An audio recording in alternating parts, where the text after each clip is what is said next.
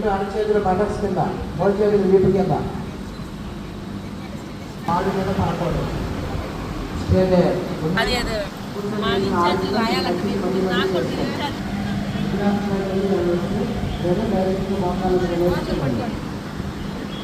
ఎప్పుడు ఇబ్బంది అనిపిస్తే కూర్చొని కూడా చేయొచ్చు.